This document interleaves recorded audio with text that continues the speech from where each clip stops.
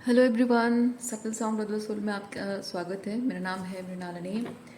चलिए देखते हैं कि आपके लिए आज क्या मैसेज है। ये जनरल रीडिंग है, इसमें जो मैसेज आपको रेजोनेट करता है वही लीजिए। जो रेजोनेट नहीं करता है हो सकता है किसी और के लिए हो, सो जजमेंटल हुए बिना आप इस रीडिंग को देखिए। टाइमलेस रीडिंग्स है और ज़ोडिएक साइन स्पेसिफिक नहीं है, जेंडर स्पेसिफिक भी नहीं है। डियर यूनिवर्स, प्लीज़ बताइए, जो भी मेरे व्यूअर्स हैं, कलेक्टिव हैं, आप उन्हें क्या बताना चाहते हैं आज की रीडिंग के थ्रू। उन्हें क्या बताना चाहते हैं डियर व्यूअर्स, प्लीज़ बताइए। जो भी मेरे व्यूअर्स हैं, कलेक्टिव हैं, उनको अब आज की रीडिंग के माध्यम से क्या बताना चाहते हैं। ये पॉप आउट अगर आया है, clinging to past,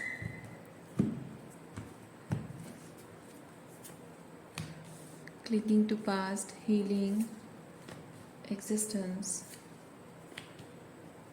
okay, bottom of deck में है एग्जॉशन, जो कि मेंटल एग्जॉशन को भी रिप्रेजेंट करता है, फिजिकल एग्जॉशन को भी रिप्रेजेंट करता है।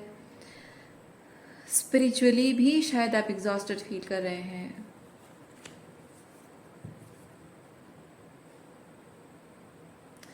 जहाँ बात है स्पिरिचुअल ग्रोथ की, तो स्पिरिचुअली जो हम ग्रो कर रहे होते हैं, तो एक एक एनर्जेटिक फ्रीक्वेंसी से हम दूसरी higher level of energetic frequency में जब जाते हैं, अंदर से एक अच्छी वाली फीलिंग आती ज़रूर है। लेकिन जब हम स्पिरिचुअल एग्जॉशन की बात करते हैं, तो उसका मतलब ये होता है कि हम अपने एसेंशन प्रोसेस को अप्रिशिएट नहीं कर रहे होते हैं। क्योंकि जहाँ स्पिरिट की बात आती है, स्पिरिचुअल ग्रोथ की बात आती है, स्पिरिचुअल अवेकनिंग का जो प्रोसेस है, स्पिरिचुअल हीलिंग का जो प्रोसेस है, उसमें एग्जॉशन नहीं है। उसमें सिर्फ आपका ईगो माइंड एग्जॉस्टेड होता है। ओके, उसमें सिर्फ आपका ईगो माइंड एग्जॉस्टेड होता है। अदरवाइज आप बहुत सारी अच्छी चीज़ें होती हैं। आपका कॉन्शियसनेस ग्रो हो रहा है, आप लेट गो करने के लिए कैपेबल हो पा रहे हैं, हिम्मत आप में आ रही है, इमोशनली स्ट्रांग होते जा रहे हो, इमोशनली स्टेबल होते जा रहे हो, और आपकी साइकिक गिफ्ट्स बढ़ती जा रही हैं, साइकिक अवेयरनेस, यूनिवर्स के साथ आप और ज़्यादा अलाइनमेंट में आ रहे होते हो। तो ये जो चीज़ें हो रही होती हैं, साथ ही साथ ये होता है कि आपकी फिजिकल बॉडी भी हील हो रही होती है।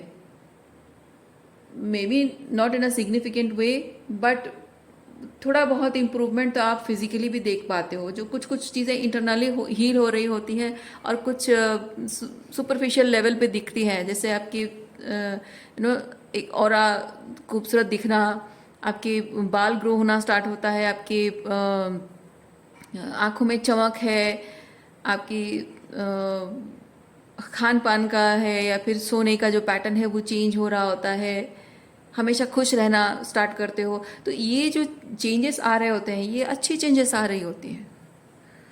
लेकिन जब हम अपने स्पिरिचुअल ग्रोथ को अप्रिशिएट नहीं कर रहे होते, जो कि इन डिफरेंट वेज वो दिख रहा होता है, तो हम कहते हैं कि मैं स्पिरिचुअली बड़ा एग्जॉस्टेड हूँ। क्योंकि ये हमारा जो ईगो माइंड होता है, ईगो माइंड ये परसीव करता है कि स्पिरिचुअल अवेकनिंग हो गई है, यानी कि मेरा रिलेशनशिप ठीक हो जाएगा, मेरे लाइफ से सब दुख और तकलीफ चला जाएगा, लोगों के साथ मेरे कनेक्शन ठीक हो जाएंगे, मेरी स्पिरिचुअल अवेकनिंग हो गई, तो अब मैं ये एक्सपेक्ट कर सकता हूँ या कर सकती हूँ कि मेरे लाइफ में मेरा पर्सन वापस आ जाएगा, मेरी नौकरी ठीक हो जाएगी, मेरा पैसा बैलेंस होना स्टार्ट हो जाएगा, मैं अब खुश रहने लगूंगा, शांति से रहने लगूंगा। ये एक्सपेक्टेशंस लोग करते हैं स्पिरिचुअल अवेकनिंग के प्रोसेस में, पर एक्चुअली ऐसा होता नहीं है। आपको जो कुछ भी एक्सटर्नल लेवल पे चाहिए होता है, वो एक्सटर्नल लेवल पे चीज़ें काम करने से, मेहनत करने से मिलती हैं, और आपको स्पिरिचुअल अवेकनिंग के प्रोसेस में एक्चुअली जो मिलता है, अचीव होता है, वो बहुत ही इंटरनल लेवल का चीज़ होता है। और जो इंटरनल लेवल पे होता है, वो बहुत ही सबकॉन्शियस लेवल पे हो रहा है, और जिस पर कि हमारा ध्यान जाता नहीं है, और हम अप्रिशिएट भी नहीं करते हैं उस चीज़ को।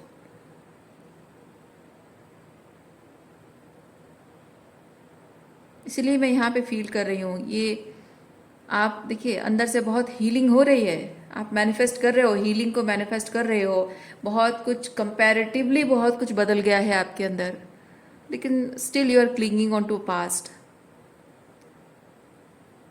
क्योंकि वो जो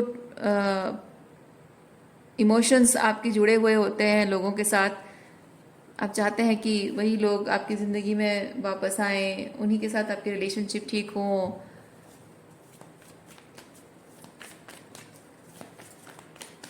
पास्ट बिहेवियरल पैटर्न्स भी शायद चेंज नहीं हो रहे होते हैं लोगों के, बट आप कोशिश करते जाते हो कि सब कुछ उनके साथ ठीक हो जाए। तो इस तरह की एनर्जी मैं फील कर रही हूँ आपकी।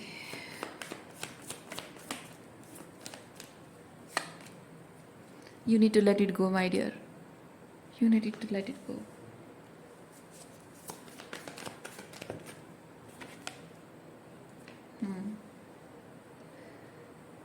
आप अपनी स्पिरिचुअल जर्नी को लेकर बहुत ज़्यादा बर्डन इसीलिए फील कर रहे हैं क्योंकि आप अपनी स्पिरिचुअल जर्नी में आपको क्या एक्सपेक्ट करना चाहिए उस पर ध्यान नहीं है। आप अपने डिज़ायर पर फोकस कर रहे हैं। आपकी जो डिज़ायर्स हैं वो फुलफिल होंगे। आपकी 3D जो भी 3D मैट्रिक्स के इल्यूजन में आप ज़िंदगी जी रहे थे, आपको लगता है कि वो सब कुछ बेटर हो जाएगा, सब कुछ ठीक हो जाएगा। Spiritual journey is not about your relationships. Spiritual journey is not about your money, your career. Spiritual journey is all about you. आपका अंतःकरण जो कहते हैं ना, अंतः शुद्धिकरण जिसे हम कहते हैं, वो स्पिरिचुअल अवेकनिंग है। और जब अंतः शुद्धिकरण होता है तो आपकी लाइफ में सब कुछ ठीक होता नहीं है। सब कुछ ठीक करने का रास्ता आप खुद बनाते हैं, क्योंकि आपके अंतः शुद्धिकरण जब हो जाती है तो आपके साथ एक्चुअली में क्या अलाइनमेंट में है, क्या सही है आपके लिए, उस चीज़ को जानने के बाद आप उसी चीज़ को परस्यू करते हो, उस चीज़ को आप मैनिफेस्ट करते हो। लेकिन उससे पहले एडिक्शन, अटैचमेंट, कोडिपेंडेंसी में रहकर आप ऐसी चीज़ों को मैनिफेस्ट करते हो जो आपके लिए अच्छा नहीं होता है। और इसीलिए आप इस चीज़ को एक दूसरे दृष्टिकोण से देख रहे हैं, इसलिए आपके लिए बहुत बर्डनसम लग रहा है।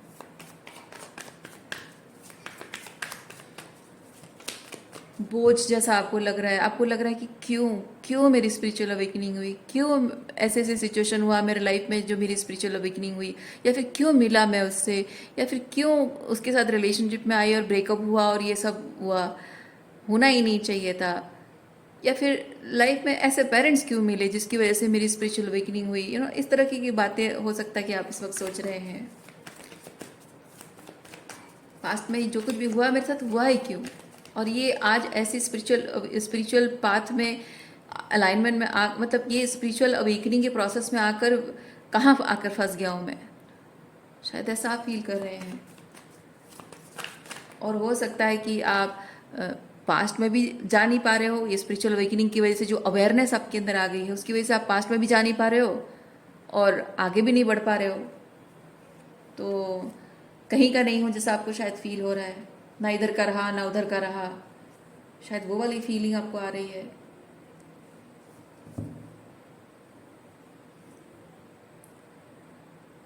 मेन चीज़ ये है कि ये जर्नी, ये जो कुछ भी हो रहा है आपके फेवर में हो रहा है, आपके लिए हो रहा है, सिर्फ आपके लिए हो रहा है। आपके साथ जुड़ी हुई बाकी 3D एस्पेक्ट जो है उनके लिए नहीं हो रहा है, सिर्फ आपके लिए हो रहा है। आप अपने बहुत सारे प्रारब्ध कर्म, आप अपने बहुत सारे जन्मों से बहुत सारे ऐसे लोगों से मिले हो जिनसे बहुत कुछ आपने लिया है। लिया मतलब चीज़ें लिया नहीं, एनर्जेटिकली कुछ लिया है। ओके, एनर्जेटिकली कुछ आपने ग्रैब किया है। इस जन्म में भी आपने एनर्जेटिकली कुछ लिया है। जैसे मैं एग्जांपल बताती हूँ, इस लाइफ टाइम में मान लीजिए कि आप में से किसी के फादर बहुत ही टॉक्सिक हैं, उनसे आपको टॉक्सिक मैस्कुलिनिटी मिली है। आप में से किसी की मदर बहुत टॉक्सिक है, टॉक्सिक फेमिनिटी आपको मिली है। मैं वैसी बात कर रही हूँ। अबंडनमेंट इश्यूज आपको मिले हैं लोगों से। ओके, वुंड्स मिले हैं, ट्रॉमा मिला है, किसी भी तरीके का अलग अलग टाइप के ट्रॉमा आपको मिले हैं। तो वो पिछले कई जन्मों के उसी तरह की कुछ चीज़ें आप साथ लेकर आए हो अपने कर्मों के साथ, अपनी सोल की मेमोरी के साथ, ठीक है, और कुछ इस लाइफ टाइम में भी आपने पाया है।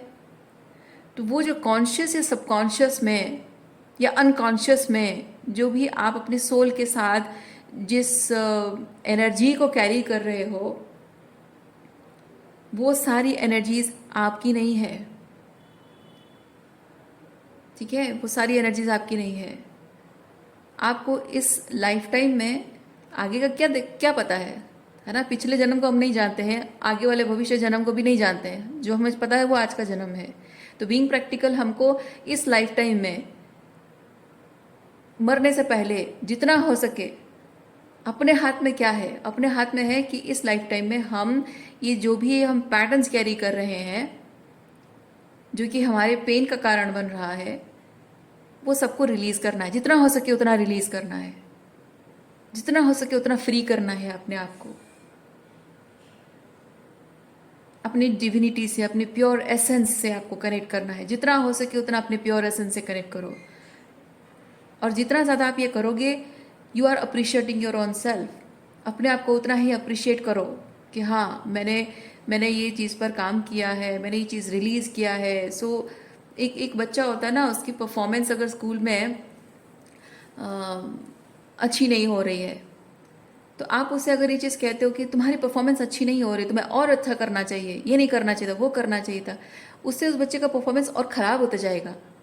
लेकिन अगर वो ख़राब किया भी है तो आप उसे फिर भी अप्रिशिएट करो। उसमें आपकी नहीं निकलती, आवाज़ नहीं निकलती है, वो क्या बोलते हैं उसको, आपकी जीभ लड़खड़ाती है कहने में कि यू डिड गुड, क्योंकि आप एक्सपेक्ट करते हो कि एक बच्चा 100 आउट ऑफ 100 मार्क्स लाए, लेकिन अगर वो 60 मार्क्स लाया है, और हो सकता है कि पिछले एग्जाम में उसने 55 लाया था और इस बार 60 लाया है, तो आप उसे ये चीज़ भी बोल सकते हो कि पिछली बार से तो बहुत अच्छा हुआ है, गुड जॉब। पर आपकी जीभ लड़खड़ाती है बोलने से, क्योंकि आप एक्सपेक्ट करते हो कि वो 100 मार्क्स लाए। आपकी एक्सपेक्टेशन है, ये जर्नी उसकी है, ये लाइफ उसकी है, ये एजुकेशन फील्ड उसका है, उसका करियर है, उसका करियर भी उसका है, लाइफ में आगे क्या करना है नहीं करना है, ये उसका लाइफ पाथ है। आप सिर्फ उसे इतना बताइए कि पहले अगर 55 था, इस बार 60 हुआ है ना, तो बहुत अच्छा हुआ है, कीप इट अप। भले आपके हिसाब से आपकी एक्सपेक्टेशन हिसाब से वो अच्छा नहीं किया होता है कि नहीं, वैसे ही आपको अपने आप को भी अप्रिशिएट करना है। अपने हर एक बेटर स्टेप जो आप कर रहे हो अपने हायर सेल्फ के साथ अलाइनमेंट में आने के लिए, अपने एसेंशन प्रोसेस में जो हर एक छोटा स्टेप भी आप ले रहे हो, अपने आप को वैसे ही अप्रिशिएट कीजिए। ओके,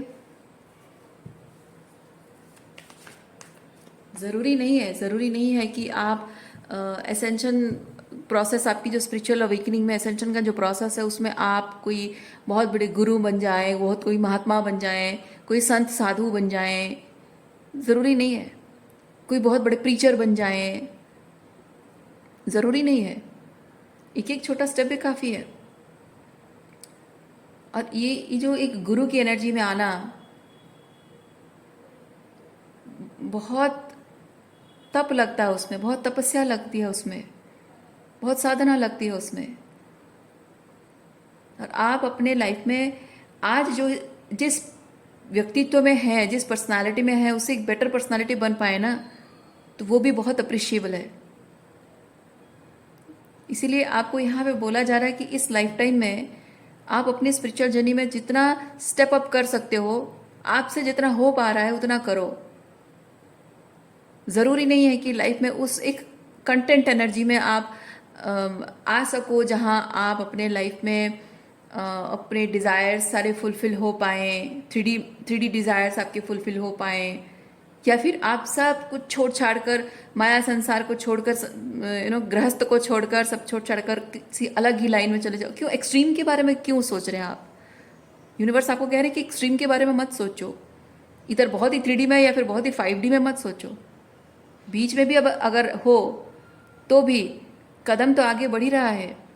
तो एक गृहस्थ इंसान भी अपनी 5D सेल्फ के साथ अलाइनमेंट में आकर स्पिरिचुअल लाइफ जी सकता है। गृहस्थ जीवन भी स्पिरिचुअल तरीके से जी सकता है, और एक गृहस्थ जीवन छोड़कर भी जी सकता है। तो आप एक्सट्रीम में मत जाइए कि आपको इधर सांसारिक जीवन का सुख और सब कुछ चाहिए तो चाहिए, या फिर नहीं, अगर नहीं मिल रहा है तो कुछ भी नहीं चाहिए। नहीं, ये जो आपकी थॉट ना, ये लैक माइंडसेट है। आप अगर ये सोच रहे हैं कि आपको आपके सांसारिक जीवन में कुछ नहीं मिल रहा है, उसकी वजह से सब छोड़ ही दूं तो अच्छा है, आशा ही क्यों करूं, उम्मीद ही क्यों करूं, कुछ तो नहीं मिल रहा है तो उससे अच्छा है कि मैं सब कुछ छोड़ छाड़ दूं। नहीं, मिल नहीं रहा है इसीलिए आप सब कुछ छोड़ना चाहते हो, सांसारिक जीवन छोड़ना चाहते हो। लेकिन परमात्मा को पाने के लिए एक बार छोड़ने की कोशिश कभी सोची है आपने? नहीं सोची है। आपके स्पिरिचुअल पर्पस क्या है, आपका लाइफ पर्पस क्या है, वो जानने के लिए कभी सब कुछ छोड़ने के बारे में सोचा है? नहीं। आपको जो 3D मैट्रिक्स में जो चाहिए, 3D लाइफ में जो चाहिए, वो सब नहीं मिल रहा है, आपकी एक्सपेक्टेशन के हिसाब से नहीं मिल रहा है, इसलिए आप कह रहे हैं कि मैं सब कुछ छोड़ दूंगा। दैट मीन्स कि आपको आपके 3D मैट्रिक्स में जो चीज़ें नहीं मिल रही है, उससे आपके आपका जो ईगो है, फॉल्स आइडेंटिटी जो आपकी है, वो थोड़ी सी ठेस खाई हुई आपको लग रही है। आपका ईगो ठेस खाया हुआ आपको लग रहा है, क्योंकि जो हमको चाहिए होता है वो चीज़ हम नहीं अचीव कर पाते हैं तो हारा हुआ महसूस करते हैं। लोगों की नज़रों में हारा हुआ और किसी चीज़ के लायक नहीं, अनवर्दी ना, इससे कुछ नहीं हो पाएगा, इस तरह की नज़रों में लोग देखते हैं, और वो उस नज़र से लोग हमें देखेंगे और वो हम सहन नहीं कर पाते। इसीलिए हमको लगता है कि अपने आप को, अपने इस पेन को, अपने इस लॉस को ग्लोरीफाई कर दें, सब कुछ छोड़ छाड़ दें, संन्यास ले लें और चले जाएं। क्यों? आप संन्यास अगर सब कुछ छोड़ना चाहते हो तो आप एक सही पर्पस के लिए नहीं छोड़ रहे हो, आप सिर्फ अपने लॉसेस को, अपने फेलियर्स को, जो आपको 3D रियलिटी में नहीं मिला है या लूज कर दिया है आपने, या मेहनत कर रहे हो लेकिन नहीं मिल पा रहा है, वो जो फेलियर आपको मिला है, उस फेलियर को आप ग्लोरीफाई करने के लिए एक अल्टरनेटिव, अपने बारे में एक अल्टरनेटिव कॉन्सेप्ट क्रिएट कर रहे हो, या फिर विजन क्रिएट कर रहे हो, एक आइडिया अपने बारे में क्रिएट कर रहे हो, जिसे देखकर लोग आपकी वाहवाही करेंगे या फिर आपके फेलियर उसके पीछे छुप जाएगा। सो इसीलिए आपको बोला जा रहा है, आप मतलब बेसिकली आपको ना इधर का ना उधर का रखा है, बीच का रखा गया है। आपको बोला जा रहा है कि आप चीज़ को थोड़ा समझो, समझो कि आपको ना इधर का ना उधर का रखा कर एक नोवेयर में क्यों रखा गया है।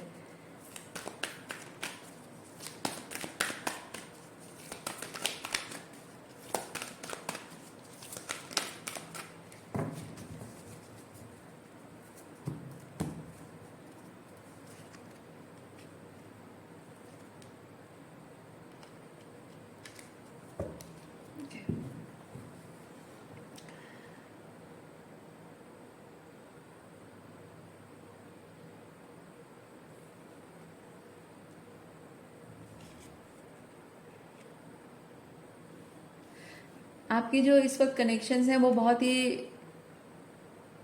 टॉक्सिक कनेक्शंस हैं, क्योंकि यहाँ पे देखिए लवर्स में एक शैडो एट्रीब्यूट है, obsessive passion that harms others and self destructive devotion. किसी के प्रति इतना ज़्यादा प्यार, स्पेसिफिकली जब क्लिंगिंग टू पास्ट भी है, तो किसी के लिए इतना ज़्यादा प्यार शो कर रहे हो, इतना इतना इतना सारा प्यार शो कर रहे हो। क्यों? क्योंकि आप उन्हें खोना नहीं चाहते हो, क्योंकि आप अकेले रहना नहीं चाहते हो, क्योंकि आप अबांडन नहीं फील करना चाहते हो, क्योंकि आप डिजर्विंग फील करना चाहते हो, अप्रिशिएटेड फील करना चाहते हो, एक्सेप्टेड फील करना चाहते हो। और ये पाने के लिए हो सकता है कि आप पीपल प्लीजिंग कर रहे हो, और people pleasing self destructive devotion ही है।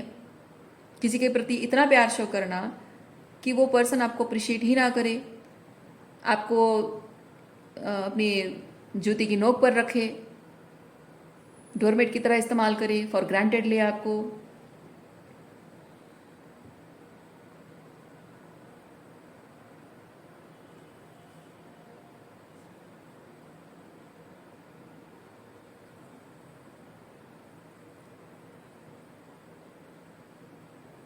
यहाँ पे एक और चीज़ भी मैं देख रही हूँ, ये किसके अंदर है, आपके अंदर है या फिर किसी और पर्सन के अंदर है। आप इस चीज़ को देखिए, कोई ऐसा व्यक्ति है जो कि अपनी लव लाइफ में या फिर रिलेशनशिप में, बेसिकली रिलेशनशिप में प्यार पाने के लिए या लव्ड महसूस करने के लिए कोई बहुत स्ट्रॉन्ग ऑब्सेशन शो कर रहा है। Okay, controlling behaviour, obsessive compulsive disorder जैसे होता है ना, कि एक ऑब्सेशन रहता है कि नहीं, एवरीथिंग शुड लुक परफेक्ट, या फिर ये चीज़ ऐसा जैसा जैसा चीज़ में मुझे कंफर्टेबल लगता है ना वैसा ही रहे, भले ही वो चीज़ खराब हो रहा हो। आप कमरा गंदा करके पड़ा हुआ है, मुझे इसी में कंफर्टेबल लग रहा है, मैं साफ सुथरा नहीं करना चाहता हूँ, पर उसमें गंदगी फैल रही है। वैसे ही एक रिलेशनशिप है जिसमें कि सामने वाले अगर अगर आपको अगर कोई नॉन जजमेंटल होकर अगर कोई ऐसे पर्सन को आप बताने के लिए कहें कि ये सही हो रहा है या गलत हो रहा है, वो हो सकता है वो पर्सन कहे कि ये गलत हो रहा है, ये रिलेशनशिप डायनामिक आपका बड़ा खराब है, ये बड़ा टॉक्सिक है। लेकिन हो सकता है कि ये एक ओसीडी वाला कोई इंसान है, वो कहे कि नहीं, I am comfortable with that, no, जैसा है वैसा ही ठीक है, क्योंकि उसमें ये हो सकता है कि उसे कुछ कुछ ऐसे बेनिफिट्स उसको मिल रहे हैं, कुछ ऐसा कंफर्ट जोन उसका बन रहा है, कुछ उसके फियर्स शायद छुप रहे हैं, या फिर उसके फियर्स को कंफर्टिंग ईगो बूस्ट मिल रहा है, जिसकी वजह से कोई टॉक्सिक सिचुएशन में भी वो है, और लाइक सम एडिक्शंस, अल्कोहल है, स्मोकिंग है, या फिर कुछ और ड्रग्स वगैरह है, तो वो हो सकता है, या किसी पर्सन का अब्यूजिव बिहेवियर हो सकता है, उसके लिए कंफर्ट प्रोवाइड कर रहा हो, क्योंकि साइकोलॉजिकल प्रॉब्लम ही अलग अलग तरीके की चीज़ें लाता है जो हम इमेजिनेशन के बाहर है। कोई पर्सन अगर अब्यूज़ कर रहा है, बुली कर रहा है, तो हो सकता है कि एक इंसान को ये फीलिंग आए कि वो अब्यूज़ कर रहा है, that means that person wants to have a hold on me, that means he loves me. एक ओसीडी पर्सन का ऐसा भी माइंडसेट हो सकता है कि somebody is being toxic upon me, that means he wants to have hold, or she wants to have hold on me, यानी कि वो मुझे छोड़ नहीं सकता है, मेरे बिना रह नहीं सकता है, यानी कि वो प्यार है, पर एक्चुअली में वो प्यार है नहीं। लेकिन मे बी एक ओसीडी से पीड़ित एक इंसान ऐसा सोच भी सकता है। तो यहाँ पे कोई ऐसा व्यक्ति है, उतना एक्सट्रीम लेवल पे नहीं, मैं जस्ट एग्जांपल दे रही हूँ, हो भी सकता है, नहीं भी हो सकता, आई डोंट नो। देखिए, कोई भी चीज़ ना, अगर OCD वर्ड मेरे मुंह में आया है और ये एग्जांपल अगर आया है, तो हो सकता है आप में से किसी एक इंसान के लाइफ में ये हो सकता है, नहीं भी हो सकता, या फिर हो सकता है कि आप किसी और पर्सन में वो एनर्जी देख रहे हो और आप उसे प्यार समझ रहे हो, लेकिन वो एक्चुअली में प्यार नहीं है, या फिर वो इंसान इसे प्यार समझता है और इसीलिए that person is willing to stay in some toxic relationship. Maybe you can help that person, right. तो जो भी बात आती है ना रीडिंग्स में, जो भी बात आती है वो यूनिवर्स से आती है, तो अगर ये बात आई है सामने तो ज़रूर किसी के लिए तो रेजोनेट करेगा ही।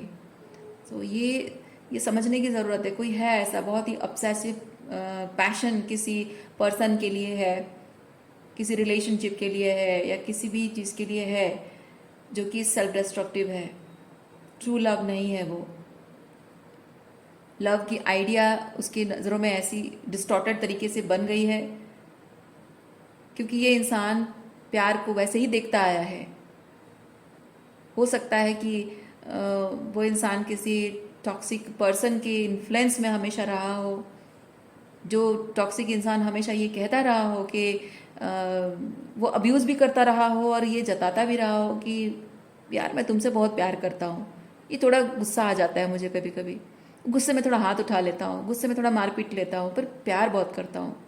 अगर प्यार नहीं करता तो तुम्हारी केयर नहीं करता, और केयर करता हूँ इसीलिए तुम्हें डांटता हूँ। ये इस तरीके से शायद कोई कन्विंस करने की कोशिश कर रहा है, अपनी गलतियों को जस्टिफाई करने की कोशिश कर रहा है कि ये प्यार की वजह से है। और शायद ऐसे इंसान से डील करते करते कोई यहाँ पे ओसीडी का शिकार हुआ है और हो सकता है कि उसकी वजह से वो प्यार को एक डिस्टॉर्टेड तरीके से, मतलब एक डिस्टॉर्टेड बिहेवियर को प्यार समझ रहा हो। कोई ऐसा व्यक्ति है, अपना डिसर्नमेंट खो चुका है। ये जो भी इंसान है ना, लव रिलेशनशिप को लेकर अपना डिसर्नमेंट वो खो चुका है, मेंटल सैनिटी को लेकर डिसर्नमेंट खो चुका है। कोई ऐसा व्यक्ति है यहाँ पे। आप किसी पर्सन से डील कर रहे हो या फिर आपका कोई जानने पहचानने वाला कोई ऐसा है, या आपकी फैमिली में कोई ऐसा पर्सन है जिसे देखकर आप शायद सेम एग्जैक्टली सेम टाइप का कोई पर्सन हो सकता है जिसे देखकर आप बचपन से शायद बड़े हुए हों और रिलेशनशिप के बारे में कुछ कंफ्यूजन आपके अंदर आ गया हो। बहुत सारी चीज़ें हो सकती हैं।